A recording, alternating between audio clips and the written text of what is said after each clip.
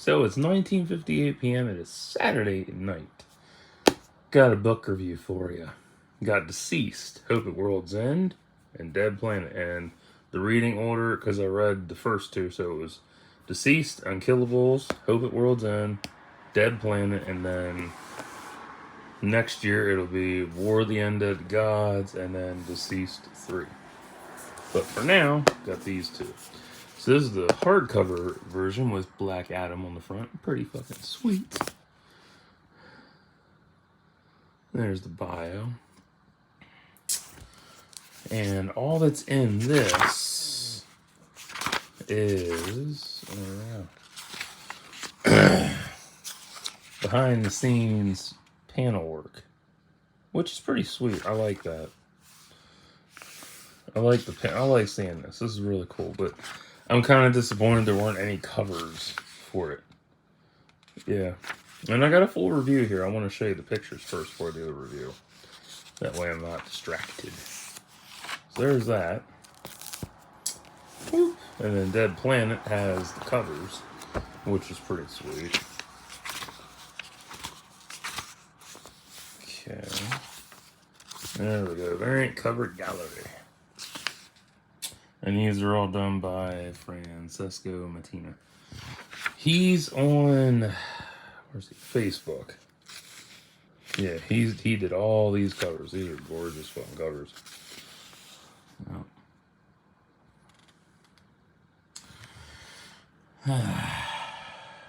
Did I enjoy this saga? Damn Skippy. But I love these covers, though. These covers are amazing. He's made great lock screens, too. Or tattoos, if you're really willing to do all that shit. But, no. Sketch work by Trevor. And that's that. So, my review. Let's run through this shit. Here. Fuck off. Thank you. So, I finished reading DCeased, Hope at World's End, and Dead Planet. That was heavy shit. These were both fucking heavy-ass stories. Now I gotta wait for War of the Undead Gods and DCeased 3 to come out next year, so I can finish the arc. Yeah, this is heavy. Very fucking heavy. I can't believe Black Adam saved Kahndaq only to have it fall, and he got his vocal cords cut for his troubles. Yeah, that was a bitch. Fuck, I forgot Superman is still eating the sun, so there's that story to tie up as well. Oof. My. Yeah. What else? Let's see here. Seeing Damian taking up the mantle of Batman hit harder since Kevin Conroy's dead. Yeah, that really did hurt a lot. That, yeah, still fucking hurts like a bitch. Oh my. Seeing Jonathan and Damian grow into their father's roles was amazing too, yet bittersweet. Jason Todd died by Captain Marvel Jr. spear. John Constantine adorning himself in the most powerful magical items to take on Trigon was epic. That's in Dead Planet. I love that. That's so cool. Trigon. Where's that? Come on. There we go. Yeah, he's all decked out and shit. Cool as hell.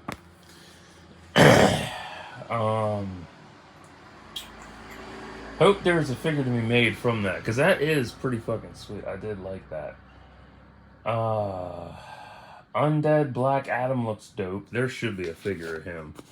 There should be a whole toy line of all of them undead. I was surprised Cyborg survived. I really was. That really surprised the shit out of me. Part of me wishes he'd stayed dead because, and this is so fucking true. Oh my. He ends up being the black stereotype for sacrificing every major story. Like, every time there's a major arc in DC, he's literally the poster child and whipping boy to be sacrificed. Emphasis on sacrifice. And whipping, too, because he got his ass whipped in The fuck was that? Oh, Dark Knight's Metal. Got his ass handed to him. Yep. And this one, he got his head snapped clean off. There's a pattern. I love the recap told through Jimmy Olsen's POV. That's in there. It's so gory, violent, and terrifying at the same time. And also, there's a subliminal message of electronics are bad for you. I mean, you shouldn't be glued to your fucking devices all the goddamn time. Plastic Man had the most horrifying layout I'd ever seen as a moat surrounding the Australian compound. Where are you? Oh, that's too far. That's too far back. Yeah, that shit was creepy. Super goddamn creepy. Yep.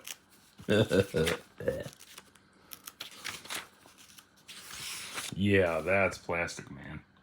Blech. And their deaths. Oh man, that was rough. Who was the MVP in these books? Constantine. Yeah. Usually you root for the main folks, but nah, Constantine.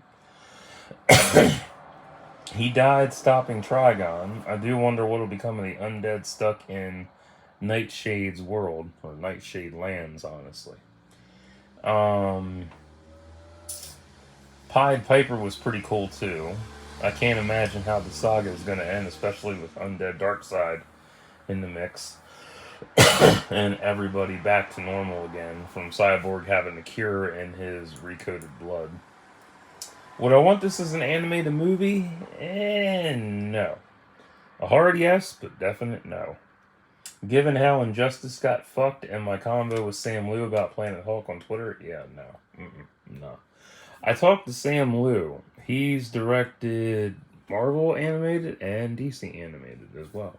And probably some other, and also Extreme Ghostbusters and something else I watched. I can't remember what. But yeah.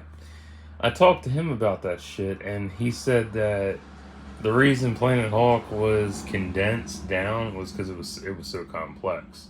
And he's like, would you really want to see a complex story crammed into 75 minutes? Like, no, not really. So that sucked.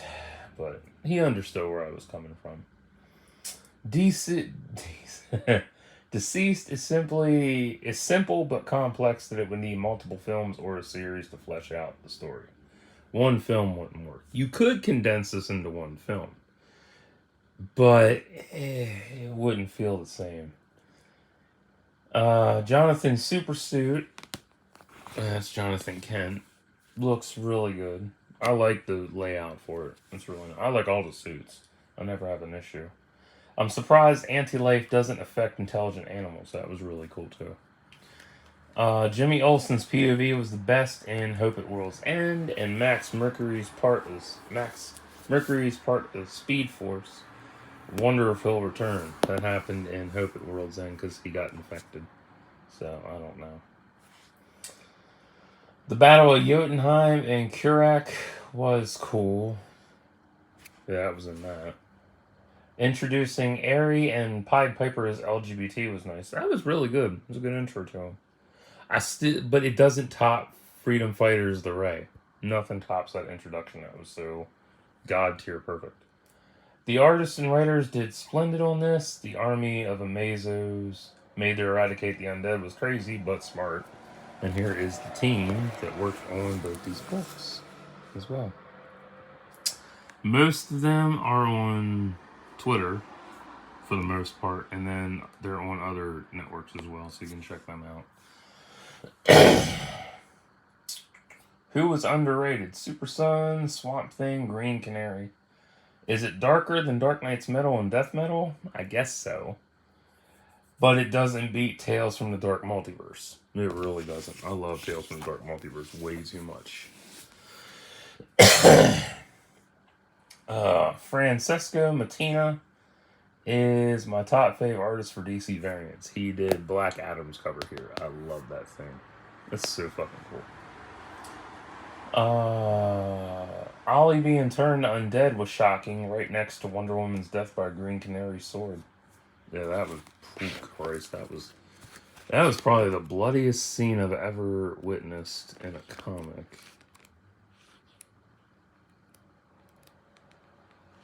Oh, yeah, that was brutal.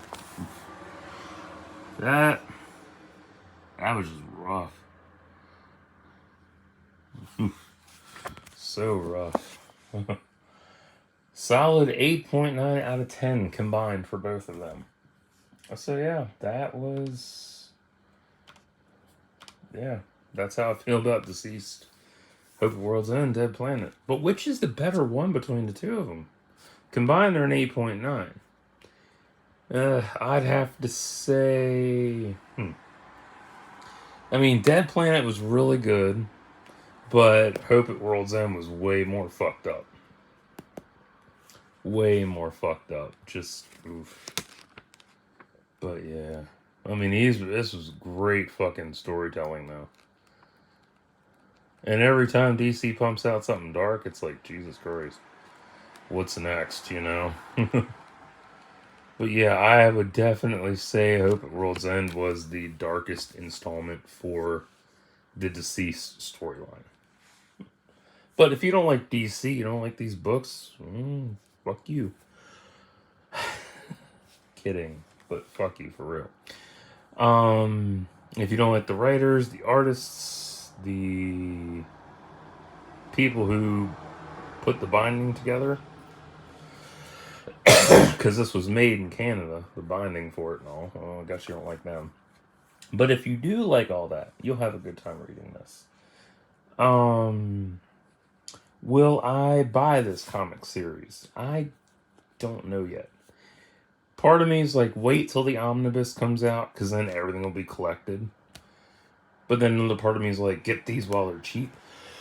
And cough. Fuck. So, yeah. So I'm going to get off of here and upload this and chill for a while. So, until next time, like and subscribe for thoughts and prayers.